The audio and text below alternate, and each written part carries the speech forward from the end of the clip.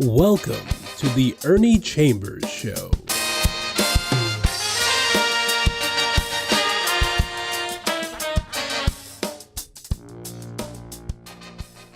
Brothers, sisters, friends, enemies, and neutrals.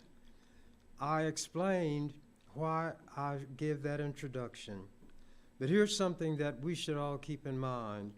A person who may seem to be a good friend today may be the one who will stab you in the back tomorrow or tonight. Somebody you thought was an implacable foe or enemy may be the one who will rescue you when everybody else was turning their back on you.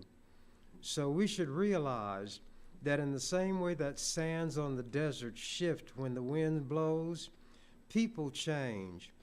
The characteristic that applies to everybody, saint, sinner, fool, wise person, is change. What we are this evening, believe it or not, is often different from what we were this morning. I'm not going to get all deep and philosophical, but there seems to be that concept of a cyclical movement in history, that history repeats itself, and it reminds me of a rhyme I wrote a long time ago. The little boy was in school, and they were having a history lesson, and he was not paying attention, so the test was given.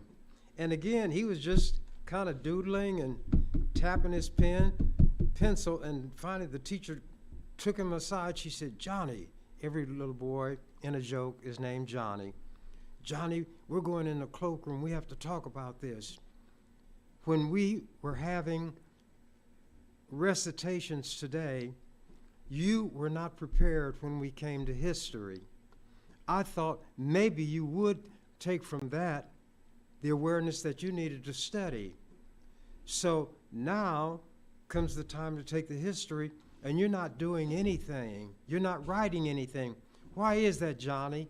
He said, "Well, teacher, I heard everybody say that history repeats itself, so I thought I'd just let history tell its own story, because history would get it right." All that comedians do is take something that is very ordinary and dress it up in different clothing. And people know that issue that is the subject of the joke, but they never would have made the joke because they think in a straight line comedians go in, out, roundabout, up, down, and hit you when you're not expecting it. I don't mean like Will Smith hit that guy. I'm not even going to call his name because it was so embarrassing and he probably wants to get over it. But that guy shouldn't have laughed or made a joke about Will Smith's wife's lack of hair, which was due to alopecia. Things may be cyclical or go in a cycle when it comes to history. What happened 10 years ago may have happened 50 years prior to that. What I'm going to do is touch on what is happening to the Palestinians. I identify with them. The Palestinians had a country called Palestine, and European Jews running from the Nazis and discrimination in Europe came to Palestine, and to make a long story short, began to drive the Palestinians into less and less land until they took it over. There's a racist poem that's given about the Japanese, and you can apply it to what the Israelis did and are doing to a murderous degree to the Palestinians. How courteous the Japanese. He always says, "Excuse it, please," steps into his neighbor's garden, smiles and say, "I beg your pardon." Then he grins his friendly grin and invites his hungry family in. And then he gives his friendly bow, "So sorry, this my garden now." Naturally, white people fabricated that story. But sometimes when you give it in a proper context, it's not degrading or demeaning, but it makes a point about how some people view others unlike themselves. European Jews faced horrific circumstances during the Nazi regime. They were gassed, subjected to experimentation, burned, their bodies, and sometimes people were yet alive. They were made to kneel beside trenches, which turned out to be mass graves. Rather than learn from that and understand what it means to be oppressed, they flocked to Palestine. They didn't realize they were in somebody else's home, somebody who didn't stand at the border with machine guns saying, "Step across that line and you're dead meat." And now they are doing the Palestinians worse in some respects than the Nazis did the Jews. As I go through this, I want something to be kept in mind. The only ones who can be blamed for a wrongful act are the ones who did it. The worst thing in the world is to take the conduct of people who are a member of a group and judge the entire group by that small sampling that you have. I hate what the Jews are doing to Palestinians who are the ones doing it. Maybe they'd rather be called Israelites, Israelis, but they are marked by their conduct, and in this case, misconduct. They are brutal, they are vicious, they are cruel. And I'm talking about the ones who are doing these things. I don't care what a Jew in America may feel in terms of sympathizing with Netanyahu, who, by the way, has criminal charges pending over himself. There were demonstrations by hundreds of people, in some cases maybe thousands, because he wanted to undermine the courts and become an absolute dictator in the way that Trump hopes to do. And by the way, Trump is now selling Bibles. I'm not joking. He's selling Trump Bibles for $50. The gospel is for sale. Everything's for sale when it comes to you all's president, those of you who feel that the election was stolen from him. I don't want to be like water and spread all over the surface, but it's difficult for me to focus on one thing when there are so many things going on in the world, in this country, which merit discussion. But I'm going to try to put skid chains on my tongue, corral my unruly spirit, and focus on what I came here to talk about today. What must be kept in mind is that the Jews who are condemned must be the Jews who are doing that for which condemnation is given. We as black people, better probably than any other group, understand, but sometimes it's difficult to act on that when we watch what others are doing, that if Mr. A did something, don't mistreat Ms. B because she's near at hand. The Jews that I blame are the ones who are doing these things or facilitating these things that are being done that I will talk about. You could never get me to say, I hate every Jew. I hate every Italian. I hate every one of any group. Every person is responsible for his or her conduct. The degree of culpability is based on how deeply involved the person we're looking at is. Now, there can be fellow travelers, that's what they call people who are not out-and-out communists, but who had leanings in that direction, and all of them were hated. Suspicion was enough. Keep in mind that not every Jew, and I use that term to embrace all those everywhere in the world who call themselves Jews, even if it's only because they embrace the religion. Not every Israeli is involved in what is being done to the point where personal responsibility should rest on them. But Netanyahu is the one who is the evil person, and he indeed is evil. He is directing his people who carry guns. Remember this, by the way, a digression. Who has the tanks? The Israelis. Who has the armored vehicles? The Israelis. Who have the bombs? The Israelis. Who have the missiles? The Israelis. Who have the airplanes? The Israelis. Who are killing men, women, and babies? Israelis. The ones who do it and those who facilitate their doing it are the ones who bear the responsibility. But when there is a lot of anger, a lot of hostility, people don't make distinctions. Black people and the way we behaved during those terrible decades when we could be lynched on whim, when little black girls in a church on a Sunday morning being taught about a white Jesus could be blown into eternity. When black girls seeking a decent education walked down the hallways of these formerly segregated schools, they were spat upon. They would have stuff poured on them in the lunchroom by white people who were supposed to be the master race. And there were white adults who not only knew this, but joined in it.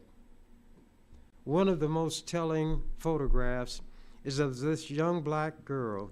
She's clutching her books, and these ugly white people, faces contorted by hatred, screaming at her, the master race. One young black girl and this massive mob of screaming white people. You know the John Waynes, the heroes? In mobs, they're unbeatable, one-on-one, and they're mice. We must have been portrayed and considered Superman, because to get one black man, they would always take a mob, always. And that mobbing spirit and instinct governs, by and large, the way black people are treated to this day. If you stay in your place, you're all right. But let me get to what I'm going to talk about. And I'm going to do some reading, and that will help control and corral my unruly spirit. These items that I'm reading from are from years and years ago, but they could be considered out of today's newspaper. This is the most recent one, and it's from July of 2020, 4 years roughly ago, in the World Herald. Israel must end its abusive policies and agree to justice for Palestinians.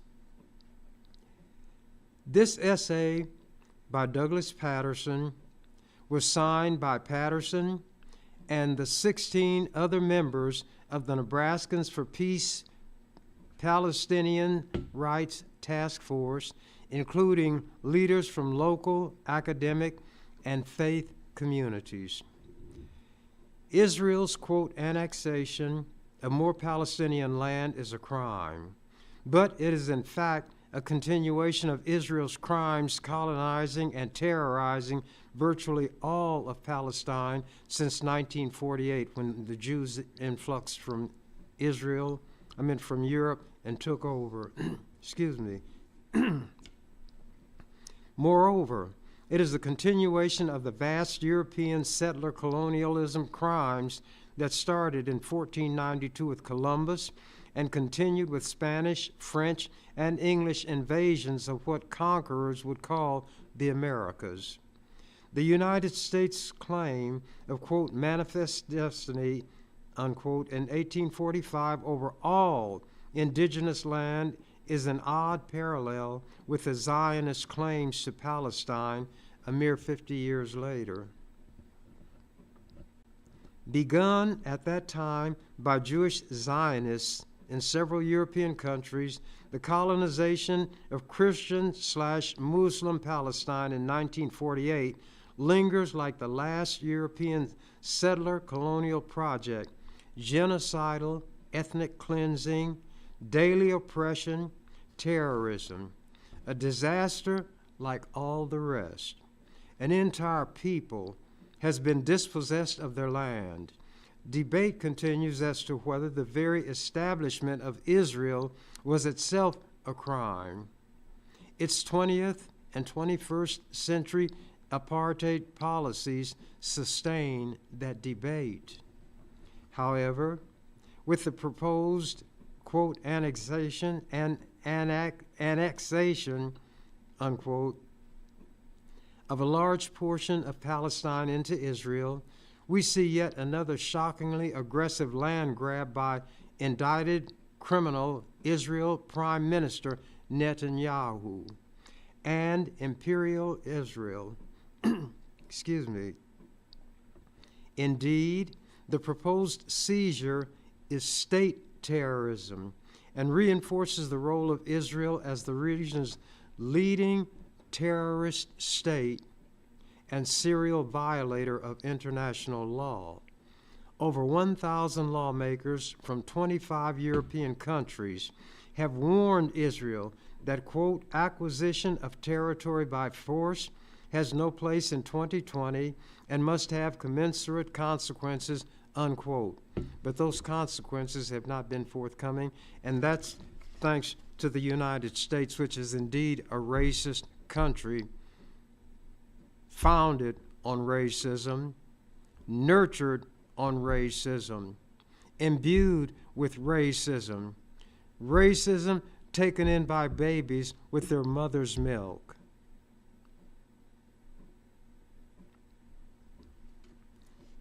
Going back, continuing. Reliable support from U.S. administrations over the years make us all responsible for this immoral Zionist settler apartheid project. See July 5th World Herald article on anti-apartheid activist Benjamin Pogrund.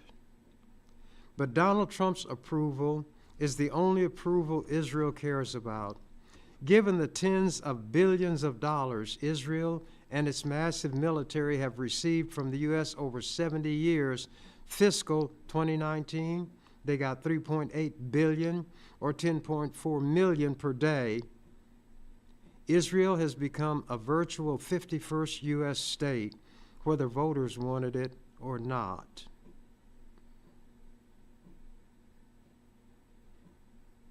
I'm going to skip some of this.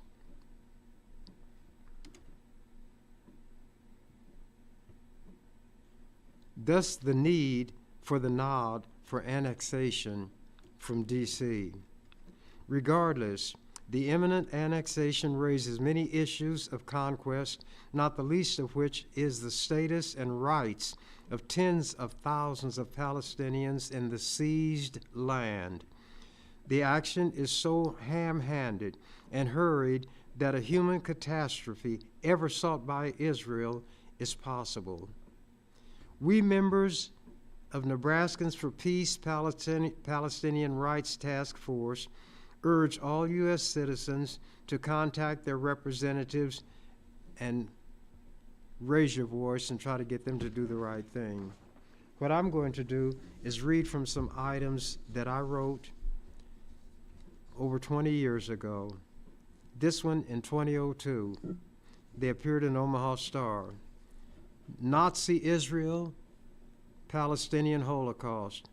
Keep in mind as I read this, 20 years ago I wrote it.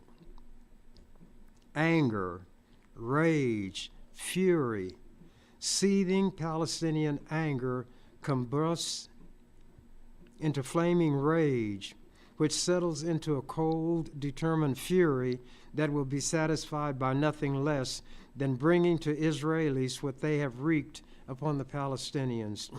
Hear ye, all who hate President Yasser Arafat and the Palestinians and believe Israel can do no wrong should jump off the train right here. Those who forge ahead will find much they agree with, but are afraid to say or even think. My suggestion, around midnight, take a flashlight or candle to the attic, basement, or into a closet, shut the door, and read this column, then deny having seen it if anyone asks you. Quote, water can't quench the fire of love, unquote, and Israeli artillery, warplanes, tanks, bombs, and rockets cannot extinguish the soul-deep dedication that inspires young Palestinians to become human bombs, self-detonated in the midst of the enemy, slaughtering Palestinian civilians by the hundreds, as in the refugee camp of Jenin, destroying homes, schools, hospitals, water, and power lines, only deepens the fury, intensifies the dedication, fans hatred, and multiplies the number of lethal enemies of all things Israeli. The real axis of evil is America, Britain, and Israel. I say it again. The real axis of evil, that was a George Bush statement, talking about others, is America, Britain, and Israel.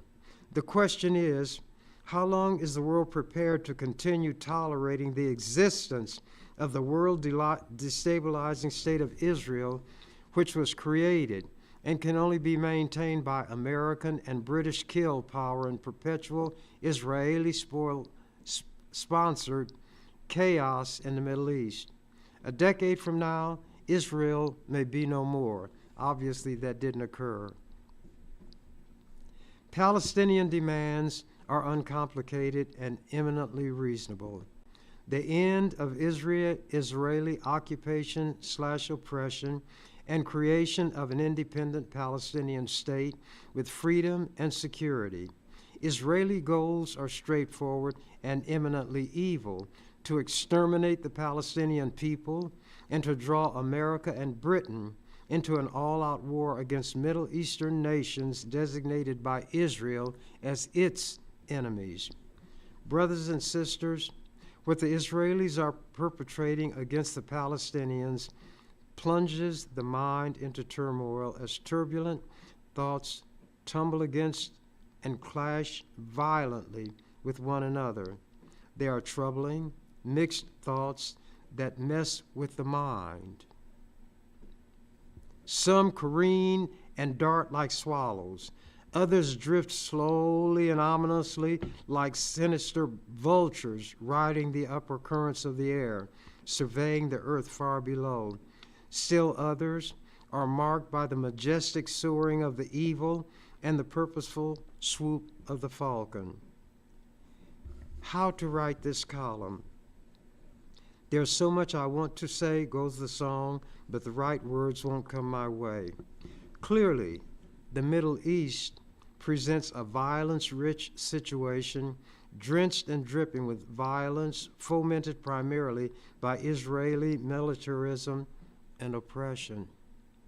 Can a reasonable person separate innocent individual Israelis from the collective Israeli occupier/oppressor who behaves toward the Palestinian people like a butcher dismembering the carcass of a slaughtered lamb? The part that always is sane and rational easily performs the trick, but is a different story for that part lurking in the deeper, shadowed caverns near the bottom of human nature, that sinister part that crouches warily in a darkened corner, teeth bared and muscles bunched, poised to spring. Keeping this beast in check, for it cannot be tamed, is a stern challenge. The V word. Racist America, and Nazi Israel have so much in common. During the civil rights struggle in the USA, the word violence was not used to describe racist depredations against black people, whether they involved blowing up little black girls in church on a bright Sunday morning or lynching black men in the dead of a warm southern night.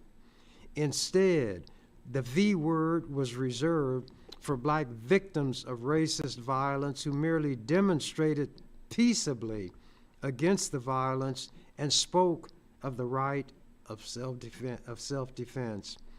In Palestine, the unjustified Israel taking of a Palestinian life is not an act of murder. When an innocent Palestinian is killed, it is not a death. Murder of Palestinians is not violence. Stop, children.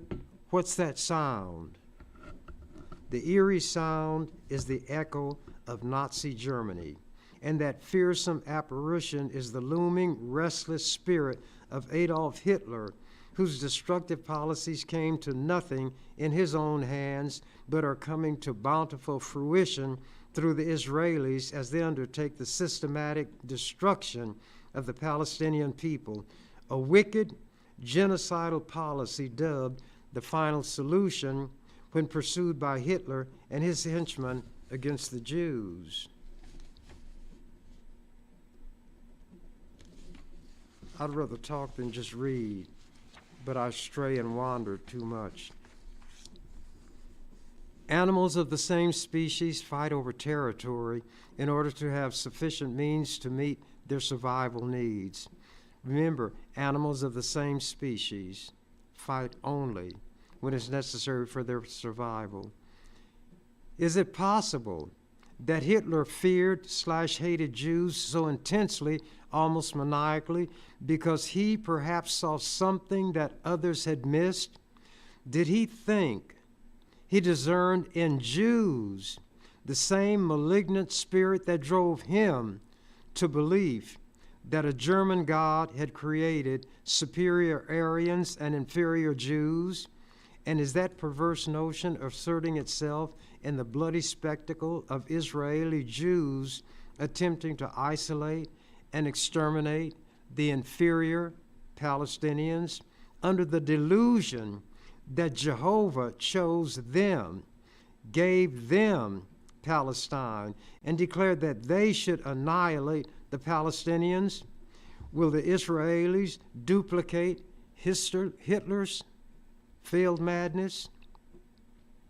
In view of having coined the mantra, Jews did, never again, after suffering through a Holocaust at the hands of the Nazis, it is remarkable and unsettling that Jews do it again to the Palestinians.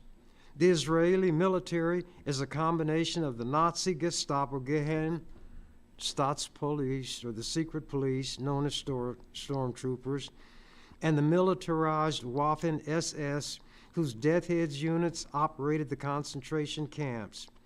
Like the Nazi Israelis, both organizations, the SS and the Gestapo, were known and noted for terror tactics and extreme brutality, in the same way that Heinrich Himmler modeled his SS upon the Jesuit tenets of discipline and blind obedience.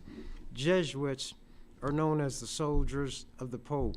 Creighton is a Jesuit university.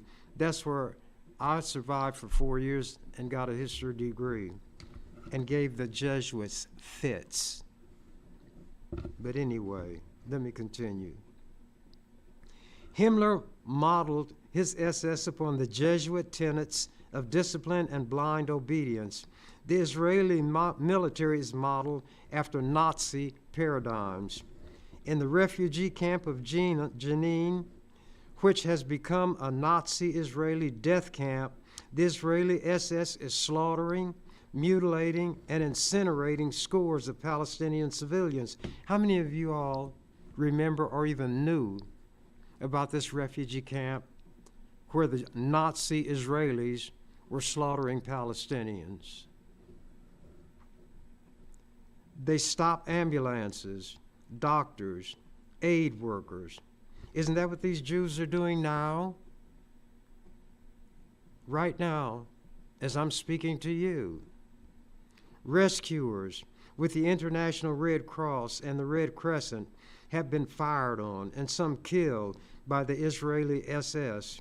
In the past 15 days, as of April 13th that year, when this column was written, there have been 112 attacks upon ambulances and rescue workers who have been forced to watch helplessly as Palestinians bleed to death because the Israeli SS prevent them from rendering aid. Apache helicopters provided by the USA have launched attacks on the refugee camp, killing untold numbers of civilians, including pregnant women and children. Mangled and dismembered bodies are scattered about and piling up, creating horrendous health hazards in addition to agony and grief. If you watch the news, you see how the Israelis raided Gaza, which was Palestinian land, and drove them farther and farther south. More and more people, over 1 million, are in a relatively small area called Rafah. And that's where Benjamin Netanyahu said he's going to launch a ground attack. Against whom?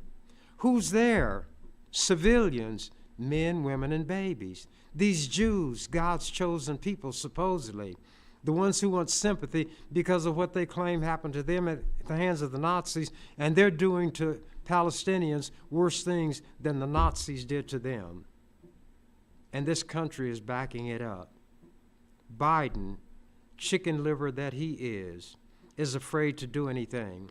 But finally, America did not block a vote by the UN Security Council unanimously calling for a ceasefire by Israel. But Netanyahu said that doesn't mean anything to him. And he'll give Biden the back of the hand. But without American support, money, weaponry, Israel couldn't exist. And we as black people have to watch this and relive through what's happening to the Palestinians, what happened to our forefathers, foremothers, men, women, children. And the crowning humiliation is to be stripped naked and made to be in public that way, and that's what the Jews are doing. They are doing things that Nazis didn't do to them. People need to have painted with broad strokes what is happening to the Palestinians in 2024, right under everybody's nose. And Americans sit back and watch. The exterminators shall pay. Remember, I wrote this 22 years ago. While carrying out the systematic slaughter of hundreds of Palestinians, the bulldozing of entire towns and villages, and the barring of assistance to the injured and dying. How about when the Palestinians are trying to get this food that's being dropped? And the Israelis attack them, saying that Hamas has people among them trying to get this. What does a Hamas member look like? Does it look like somebody whose body is in the shape of an H for Hamas? Do they wear uniforms? Do they wear badges? All Israel has to do is say Hamas. They went into the only operational hospital, the largest one, and arrested 800 people. 800 people in the hospital, and said they were members of Hamas. And Americans swallow it because they want to believe that Israel has its just cause for behaving in such an inhumane manner. But keep this in mind even as I talk. The Israelis who are responsible for this are the ones who are doing it. If you have or had a Jewish friend, why should that friendship be broken because of what somebody else has done? Unless that person does it or shows an affinity for it. That person was your friend yesterday. That person should be your friend today. Should synagogues be attacked? One of these days, if I remember, maybe I read it already. There was an attack on a synagogue in Lincoln, and I stood on the floor and talked about the difference between attacking a building and attacking people. But when it's a building that symbolizes what people are, even though it's half destroyed, mortar can be repaired or replaced, window glass can be replaced. But when you attack something that is very dear to people, you are then attacking the human spirit, which cannot be so easily healed and replaced. And then I talked about racism, discrimination, and how wrong those things are. And when this synagogue was attacked, it was more than just brick and mortar and glass. And a column was written about the fact that I had talked about racism and so forth many times in the legislature, but this time it was different. Knots of senators who were talking all became silent. They all looked at Senator Chambers, and nobody uttered a word or made a sound. He had often spoken of discrimination, racial hatred, and so forth, but this time it was different. Now, if I hated all Jews, why should not I have exulted when a symbol of what means something to the Jews was attacked in this fashion? I can distinguish between a perpetrator and somebody who happens to look like the perpetrator but didn't do the perpetration. Make a distinction. We who are calling for justice must ourselves be just, and it's extremely difficult. When I was in that legislature, I saw every day how cruel, how selfish white people could be by the bills they would pass that would, as I say, support Daddy Warbucks and hurt little Orphan Annie. So I had to try to stand between them and little Orphan Annie and draw a line and say, this far shall you come, but no farther. And I did it for 46 years. And I have the documentation to prove it. We don't overcome the hatred by returning hatred for hatred.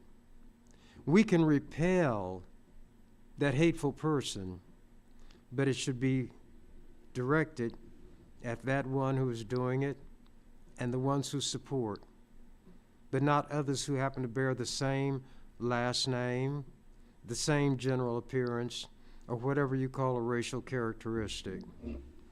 And it's difficult to be 1 out of 49, trying to tell the master race, so-called, how the master race should behave and comport itself. That my constituency consisted of the 3 L's, the least, the last, and the lost. Naturally, little children. Continuing. While carrying out the systematic slaughter of hundreds of Palestinians, the bulldozing of entire towns and villages, the barring of assistance to the injured and dying, the Israelis scream bloody murder when a few Israelis pay the supreme price. Ultimately, the oppressive Jews will pay, as they always have throughout history.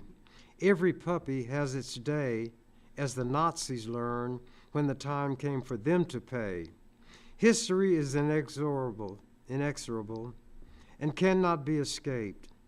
A new generation of embittered Palestinians is being raised up and cultivated by hatred of the Israeli butchers and nurtured on the determination to utterly destroy the state of Israel, root and branch, for its murderous oppression and to smite Israelis hip and thigh. So when these racists in America say that there are people who want to destroy the state of Israel and think it shouldn't exist, they have reason. How many of you all condemn people who wanted to destroy the Nazi regime and the Nazis with it? But the Palestinians, who had people come into their land, take it, brutalize, literally murder them, their women and their children. Why should they want those murderers to have what would be called a state? They could not feel safe until root and branch of that thing no longer exist. You understand it when it's on your front porch. But when you look across the street and see it on your neighbor's porch, you say he or she must have done something or it wouldn't happen. But then when it comes to your porch, you dial 911 and want somebody to be there instantaneously. Continuing. When the day of reckoning comes, Israelis will ask brainlessly, as did the Americans after September 11th, why do they hate us? Before the current Israeli military onslaught, more than 1,600 Palestinians had been slain, providing more than 1,600 reasons why Israel is hated. Jenin was a refugee camp where the people in that camp were slaughtered. They were not an army. They were not uprising. They couldn't because they were restricted to this area and confined, and it was described as a refugee camp. Having attempted to execute the Nazi scheme of reducing Palestinians to subhuman status, Untermenschen, as the Nazis labeled Jews, Israelis would do well to recall that the mighty Nazis in the end saw their 1,000-year Reich reduced to rubble and their leaders dancing with nimble feet up on the air at the end of the hangman's hideous rope. Suicide bombers. Do you recall the American suicide bombers who on September, and not that they were Americans, but it happened in America, who on September 11th crashed Flight 93 in Pennsylvania, because that plane was going to, maybe they were headed for the Pentagon or somewhere, but some passengers took it over and crashed it. Anyway, do you recall the American suicide bombers who on September 11th crashed Flight 93 in Pennsylvania and by so doing took upon themselves the right to snuff out the lives of dozens of innocent passengers? Weren't they lionized as heroes because they committed suicide and killed other innocent people for a greater good? Israel perpetrated the current carnage in Palestine by unleashing horrendous kill power against civilians, but the tactic has not worked. The Palestinian spirit is not crushed. Israel has baited, provoked, and murdered, then expects Palestinians not to respond to the provocation. Predictably, Israeli provocations have spawned countermeasures, exemplifying the principle that every action produces an opposite and equal reaction. The Israeli invader/occupier is like a criminal who breaks into a Palestinian home, puts a gun to the Palestinian's head, and insists that the Palestinian has no right to order the criminal to leave or to try to expel him. Moreover, Palestinians are put in the position of the black man in the grim joke, who is buried up to his neck in sand by a racist mob, who then released an enraged pit bull on him. The only thing sticking up is his head. When the black man swiveled his head and managed to elude the lunging animal and fasten his teeth on its throat, the mob began beating the man about the head with clubs, screaming, "Turn the dog loose and fight fair." In other words, let the dog chew you up. Ariel Sharon's miscalculation. Prime Minister Ariel Sharon is a Zionist who cleaves to the notion that Israelis have a Jehovah-given right to slaughter Palestinians and steal their land, while Palestinians have a corresponding obligation to go along with the program and docilely allow themselves to be slaughtered without fighting back, as most Jews did during the Holocaust. So Sharon, the butcher of Israel, blusters and brags. This is why I hate to read. Brags to Israelis from his safe hideout like Bush on and after September 11th, quote, "I will protect you from the Palestinians," unquote. "Oh, really?" respond the Palestinians, accepting the challenge. "We will reach out and touch you in the heart of your stronghold, Jerusalem." Boom. Palestinians deliver. Sharon cannot. Sharon's unremitting violence and provocations are deemed okay. Palestinian response is not. That is known as the double standard. I'm going to read some more of this as time goes on, but it's difficult for me to take the whole time reading it, and maybe nobody wants to hear it. But there are things that all of us hear that we don't want to, even when they might be for our own good. Somebody could tell me I've got cancer and this and that has to be done about it. My plugging up my ears is not going to change anything. I need to listen, find out what can be done to rectify the situation, and cooperate. That's what an intelligent person will do.